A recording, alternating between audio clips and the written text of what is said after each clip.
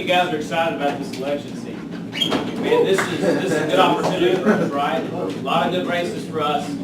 I just want to thank you guys for the opportunity. Thank you for putting this together, getting us all together tonight. I am the Libertarian candidate for U.S. House District 1. I'm running head-to-head against a Republican who is hiding out, and he is running because he's one of those who doesn't stir up any water, but he doesn't really stand for anything either. And hopefully we can show the voters that there's somebody who's clearly going to go to Washington to stand for something that matters to people. And I want to go to Washington to stand for liberty or stand for freedom. So let me ask you guys a question. When you get up in the morning, what's the first thing you think of? Do you get up and wonder, have I paid my fair share of taxes this week? Do you get up and wonder, how can I get the government more involved in my private life? Maybe some of you are those types that are thinking, maybe I can get the government more involved in my business, in my workplace. Now, if you're like me and like most of us, we get up in the morning and we hope our job's still there. We hope we can get the bills paid. We hope that we can keep a roof over our heads. We can keep clothes on our backs. We can keep food on the table. We hope that when we get up in a new day, our government hasn't found some way to come into our lives and take those things away from us, take those opportunities away from us. So what we need are candidates, libertarian candidates, who are strong on what libertarianism is about. Candidates like me are going to go to Washington and we're going to stand on the floor of Congress and say defiantly that taxation is theft and that it is time, actually it's past time for Congress to abolish the IRS, abolish the income tax, and let people keep what they've earned. It's their money, they worked for it, they deserve it. Not Congress, not special interests.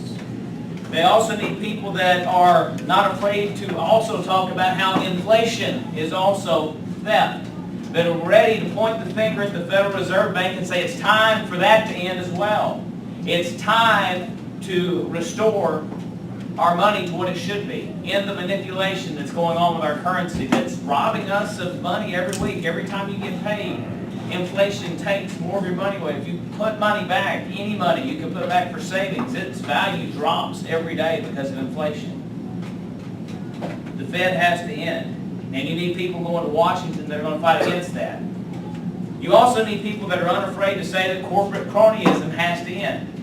This relationship between Congress and big corporations, where Congress represents corporations rather than representing the people and representing liberty, that relationship has to stop. And we need people in Congress that are going to fight and stand for the people, for their liberty, for their freedom, for their rights. That's why my campaign doesn't take donations from corporations.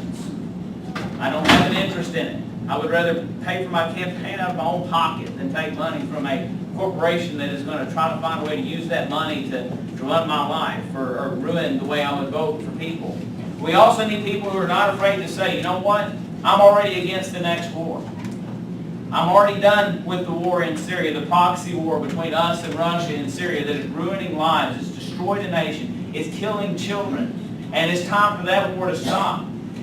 Hey, I got an idea. Let's cut the budget when we get there, why don't we? We can cut military spending by just getting our nose out of everybody else in the world's business. Bring our troops home.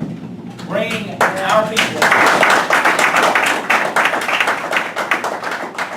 We also need people that aren't afraid to stand in Congress and say, you know what? Drug addiction is not a criminal behavior that requires prison. It's a national medical crisis, and we need to stop treating drug abuse, whatever you want to call it, addiction, as though it is a criminal behavior. We need to legalize marijuana. We need to not only legalize it just for medicinal use, all the bills here in Arkansas are medicinal use. It doesn't need to be just legalized for medicinal use. It needs to be legalized for recreational use because, by golly, it's not the government's business if you want to smoke dope. All right?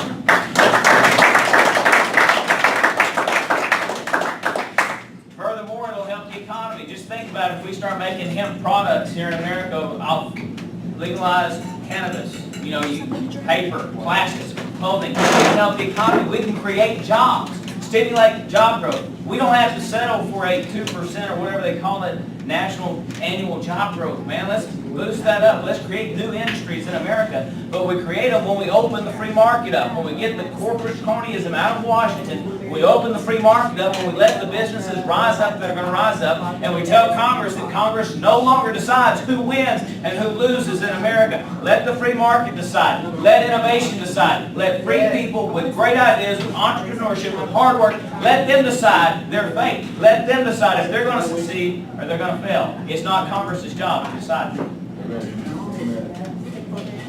We also need somebody that will go to Congress and say criminal justice reform has to happen. We've got to have police departments that are accountable to the people. Police departments that are engaged in the community, that are working among the people they police. Finally, we need people that are unafraid to fight for the Second Amendment, that are unafraid to fight for your First Amendment, that are unafraid to fight for you to say or do whatever you want to do, just as long as you're not hurting somebody else. It's what that whole non-aggression principle is about. I think Congress needs a kick in the butt with the non-aggression principle.